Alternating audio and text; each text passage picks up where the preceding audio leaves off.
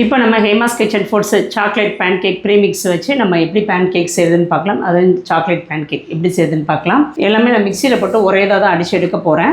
இப்போ மிக்சியில் ஒன்றாவே நம்ம சேர்த்துக்கலாம். இதே நம்ம கொக்கோ பவுடர் எல்லாமே சேர்த்துருக்குறோம். பவுடர் ஒரு 1.5 கரண்டி எடுத்துக்கிறேன். இப்போ நான் இதில் முட்டை சேர்த்துக்கிறேன். நீங்கள் முட்டை சேர்க்காம கூட வெறும் தண்ணி மட்டும் கலந்து கூட நம்ம செய்யலாம். நான் முட்டை சேர்த்து இப்போ செய்கிறேன். இதிலே வந்து ஒரு முட்டை அடித்து ஊற்றிக்கிறேன்.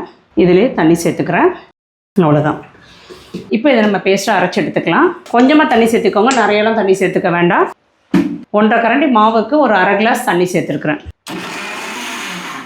இதிலே கொக்கோ பவுடர், நாட்டு சர்க்கரை எல்லாமே நான் கலந்துருக்குறேன். இந்த மாதிரி அடித்து எடுத்துக்கோங்க. இப்போ இது வேறு ஒரு பவுலுக்கு மாற்றிக்கலாம். இப்போ இதில் 1 ஸ்பூன் நெய் சேர்த்துக்கிறேன். நெய் சேர்த்துட்டு நல்லா கலந்துக்கோங்க. இந்த அளவுக்கு இருக்கணும் மாவு.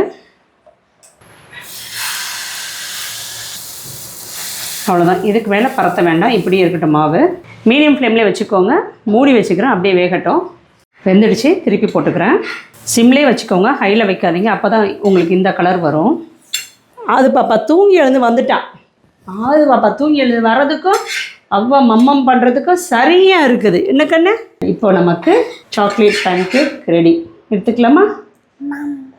சூப்பர். இந்தா. அவனுக்கு ரொம்ப பிடிக்கும் இந்த சாக்லேட் பேன் கேக். நம்ம ஹேமாஸ் கிச்சன் ஃபுட்ஸில் இருக்குது. தேவைப்படுறவங்க வெப்சைட்லேயும் ஆர்டர் பண்ணிக்கலாம், இல்லைன்னா நீங்கள் வாட்ஸ்அப்லேயும் ஆர்டர் பண்ணிக்கலாம். மம்மம் எப்படிமா இருக்குது? சூப்பராக இருக்குது, சூப்பராக இருக்குது. கண்டிப்பாக ட்ரை பண்ணுங்கள். தேங்க்யூ.